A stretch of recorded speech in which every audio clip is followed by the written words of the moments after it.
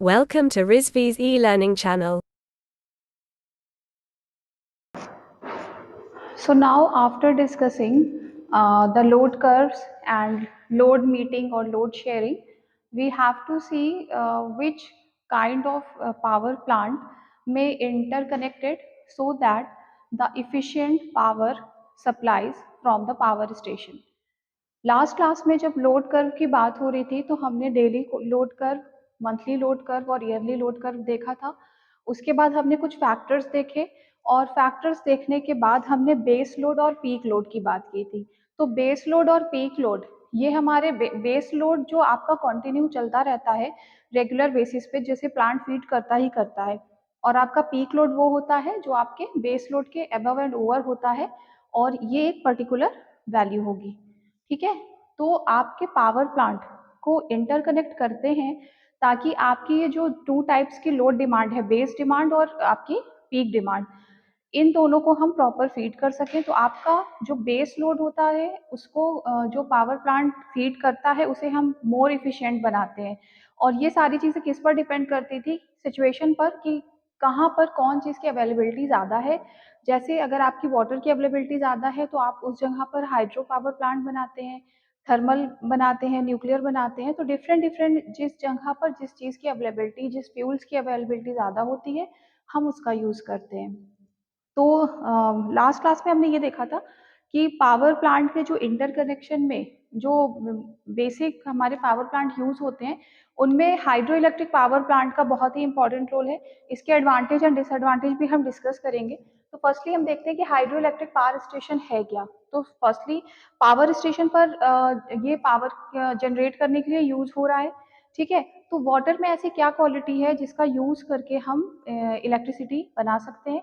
तो डेफिनेशन देख लेते हैं। डेफिनेशन क्या है? A generating station which utilize the potential energy of water at a high level for the generation of electrical energy is known as hydroelectric power station। तो आपको पता है कि एनर्जीज टू टाइप की होती हैं, पोटेंशियल एनर्जी और kinetic energy. तो जैसे कहते हैं ना कि स्टैटिक स्टैटिक फॉर्म में वाटर आपका एक जगह पर इकट्ठा है, जमा है, तो उसके अंदर पोटेंशियल एनर्जी हो गई। फिर अगर हम उसको हाई लेवल से नीचे फॉल कराएंगे तो वो आपकी क्या होगी, जो भी पोटेंशियल एनर्जी उसके अंदर अब तक स्टोर थी वो कन्वर्ट हो जाएगी आपकी काइनेटिक एनर्जी में। तो अ जनरेटिंग स्टेशन विच यूटिलाइजेज मतलब यूज कर रहा है, किस चीज का यूटिलाइज कर रहा है?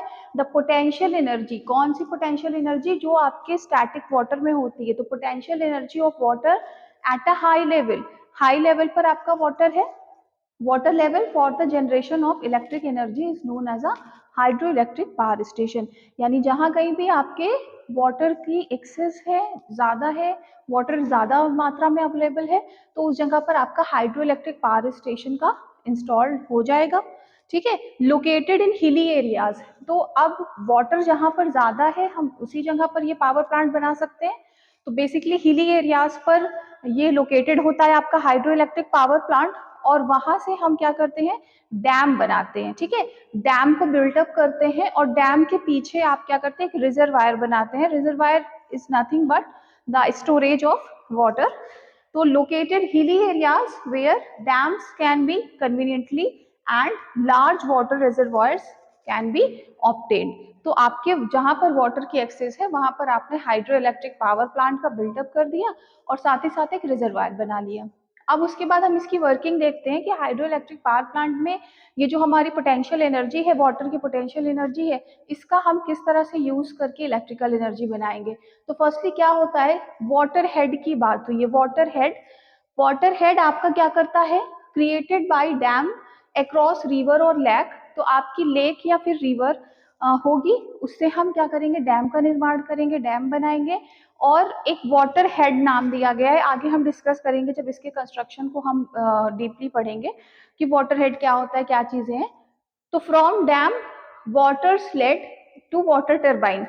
तो टर्बाइन, टर्बाइन क्या है? टर्बाइन आपका यूज होता है बेसिकली पावर स्टेशंस पर, पावर प्लांट पर, जिसका मेन रोल क्या होता है? मैकेनिकल एनर्जी आउटपुट देना। ठीक है, तो from dam water led to water turbine. तो टर्बाइन के ब्लेड्स पर क्या होता है कि वाटर फॉल करता है, जिससे क्या होगा? आपका turbine capture the energy in the falling water. Capture the energy यानी गिरते हुए पानी की जो एनर्जी है वो आप टरबाइन यूज करेगी, ठीक है। तो आपकी जैसे mgh करके पोटेंशियल एनर्जी होती है, आपने पढ़ा होगा, और आपकी काइनेटिक एनर्जी होती है हाफ एम वी स्क्वायर। तो जिस किसी भी चीज में मोशन है, तो जैसे बहता फ्लो कर रहा है वाटर, आपका फॉलिंग वाटर है, तो फॉलिंग वाटर की वी आपको कुछ ना कुछ तो वेलोसिटी मिलेगी। तो इस तरह से काइनेटिक एनर्जी, तो जो रुका हुआ वाटर था, जो आपका वाटर हेड था, उससे जब वाटर फॉल कर रहा है तो वो काइनेटिक एनर्जी में कन्वर्ट हो रहा है। तो capture the energy in the falling water. फिर उसके बाद क्या होगा कि हाइड्रोलिक एनर्जी, ठीक है, इसी को हाइड्रा मीन्स वाटर से मिलने वाली एनर्जी को हम हाइड्रोलिक एनर्जी बोल रहे हैं। तो हाइड्रोलिक एनर्जी जो कि अपने आप में प्रोडक्ट होती है किसका, जो हेड है इनटू फ्लो ऑफ वाटर, ठीक है। देखिए आप ऐसे सोच सकते हैं, क्यों हम ऐसा बोल रहे हैं, क्योंकि आप किसी भी चीज का एरिया कंसीडर करते हो ना, तो देखिए ये रुका हुआ आपका वाटर था और उसके बाद वो फॉल कर रहा है, तो एक हम कंसिडरेशन करते हैं कि हाँ जो एरिया है, मतलब जितना बड़ा आपका वाटर हेड है और जितना जो वाटर फॉल कर रहा है, तो एक पूरा हमें एरिया के फॉर्म में मिलेगा, तो head multiplied by flow of water. तो हाइड्रोलिक एनर्जी यहाँ से जो मिलेगी वो टरबाइन के थ्रू कन्वर्ट हो जाएगी किसमें, मैकेनिकल एनर्जी में। और फिर मैकेनिकल एनर्जी का यूज करके हम क्या चलाएंगे, alternator. Alternator is nothing but the synchronous generator. और आपको पता है कि जनरेटर का क्या काम होता है, कि अगर हम इसे मैकेनिकल इनपुट देते हैं तो हमें आउटपुट पर क्या मिलता है, इलेक्ट्रिकल एनर्जी। तो थ्रू आउट हमने देखा कि किस तरह से the potential energy of water is converted into finally the electrical energy, ठीक है।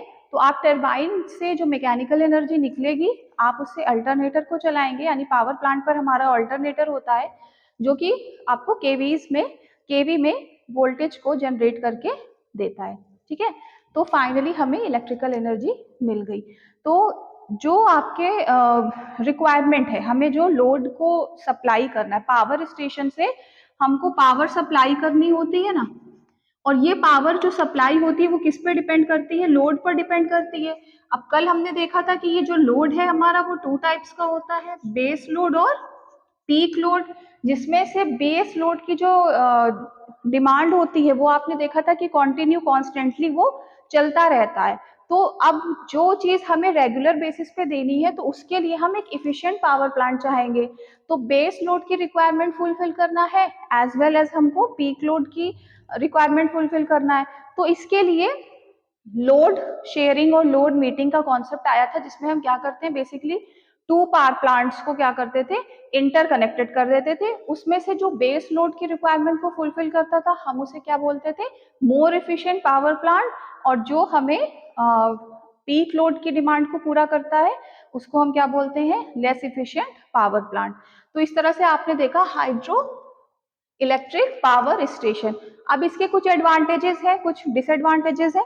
तो चाहे तो हम इसको ऐसे ही डिस्कस कर सकते हैं, या फिर वन बाय वन हम इसको लिख करके देख सकते हैं। तो हाइड्रो इलेक्ट्रिक पावर प्लांट के क्या एडवांटेज और डिसएडवांटेज है, आइए देखते हैं। So let's see the advantage and disadvantage of hydroelectric power plant. तो फर्स्ट एडवांटेज आपका है requires no fuels। तो आपको पता है कि यहाँ पर कोई एक्स्ट्रा अलग से कोई फ्यूल नहीं यूज हो रहा है, नेचुरली आपका अवेलेबल है वाटर, उसका यूज कर रहे हैं। There is no transportation cost कि हमको फ्यूल को उठाकर एक जगह से दूसरी जगह पर लाना पड़ रहा है। तो requires no fuels, then neat and clean. Neat and clean because no smoke, pollution कुछ भी नहीं है, ठीक है। और कोई भी आपका जो रेसिड्यू नहीं निकल रहा है, लाइक जैसे एशेस निकलते हैं आफ्टर कोल बर्निंग और बॉइलिंग, ठीक है। तो आपका नीट एंड क्लीन हो गया। Then very small running charges, very small running charges, क्योंकि आपका वाटर तो फ्री ऑफ कॉस्ट है, तो very small running charges. Then simple in construction और लेस मेंटेनेंस ऑल्सो। नेक्स्ट है आपका not require a long time to start. तो जैसे स्टीम पावर प्लांट की बात करें, तो कुछ पावर प्लांट्स ऐसे होते हैं जिनको यूज में आने से हाफ एन आवर पहले, आपको कुछ टाइम के पहले आपको उनको स्टार्ट करना होता है, क्योंकि वो अपने काम पर वो तब लगेंगे जब आप थोड़ा देर पहले उनको स्टार्ट करते हैं। बट इसमें ऐसा नहीं है, ठीक है। Not require a long time to start. Robust and longer life, आपको पता है कि पावर प्लांट वैसे भी आप वन टाइम इंस्टॉल कर रहे हैं तो ऐसा तो नहीं कि बार बार चेंज करते हैं। तो हाइड्रो इलेक्ट्रिक पावर प्लांट वैसे भी आपका रोबस्ट है, लॉन्गर लाइफ है। देन अदर पर्पस लिखा हुआ है, तो आप ऐसा नहीं है कि सिर्फ हाइड्रो इलेक्ट्रिक पावर प्लांट को हम बेसिकली इलेक्ट्रिकल एनर्जी आउटपुट के लिए ही यूज कर रहे हैं। आपका hydro electric power plant for irrigation purpose and for flood controls, इन सब टाइप की चीज़ों के लिए भी यूज होता है। अब चूंकि यहाँ पर हमें डैम का कंस्ट्रक्शन करना पड़ जाता है और साथ ही साथ हिली एरियाज पर ये लोकेटेड होते हैं, सो दैट ट्रांसमिशन जब होता है तब आपको हिली एरियाज से यूटिलाइजेशन पॉइंट तक ट्रांसमिट करने के लिए आपको नंबर ऑफ कंडक्टर्स की ज़्यादा यूज होगी। तो इसलिए क्या होता है कि इनकी कैपिटल कॉस्ट को हम कह सकते हैं कि ज़्यादा है। तो यहाँ पर अगर हम डिसएडवांटेज की बात करें तो हाई कैपिटल कॉस्ट, ठीक है, ये आपकी डिसएडवांटेज है। डिसएडवांटेज की high capital cost due to the building of dam और the construction of dam. Then high cost of transmission line, तो जो आपकी ट्रांसमिशन लाइन है उसकी भी कॉस्ट आपकी ज्यादा होगी ना, due to hilly areas, located in hilly areas. तो ये थे इसके एडवांटेज एंड डिसएडवांटेज। आगे देखेंगे कि ये इसका कंस्ट्रक्शन में जो जैसे वाटर हेड हो गया, पेन स्ट्रोक बोलते हैं, तो जो आपके जो टेक्निकल टर्म्स है वो उनका क्या मतलब है और ओवरऑल कैसा इसका लेआउट हम बना सकते हैं ताकि हम इसे और बेहतर समझ पाए। ठीक है।